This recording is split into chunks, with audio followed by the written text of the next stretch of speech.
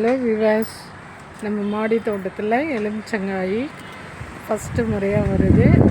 இந்த வருஷம்தான் பழம் பழுக்கிறதுக்கு பிடிச்சிருக்கு. பாருங்கள்,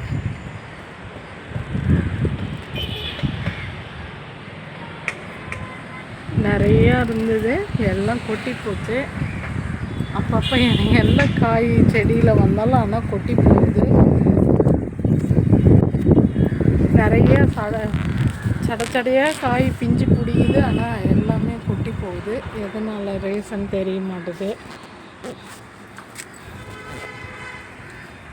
இதுதான் ஃபஸ்ட்டு முறையாக வருது. இது செடி 4 வருஷம் ஆகுது வச்சு. ஜாடியில் விதை போட்டு வந்த செடி இது.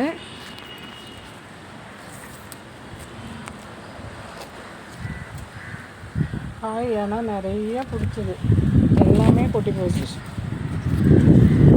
நிறையா லைனாக இருந்தது, செம்ம காய் இருந்தது. என்னாலே நம்ம காய் சூப்பராக நினைக்கிறேன். அடுத்த எல்லா காயும் கொட்டி போச்சுங்க, எல்லாமே கொட்டி போச்சு. எங்கேயும் ஒன்று தான் இருக்குது. பார்ப்போம். எனக்கு இதனுடைய எக்ஸ்பீரியன்ஸ் இல்லை. இனிமேல் செடியை நல்லா கவனிப்பேன். இதுக்கு எப்படி சத்தாக நல்லா ஊட்டமாக கொடுக்கணுன்றத கவனிச்சிட்டே இருப்பேன் இனிமேல்.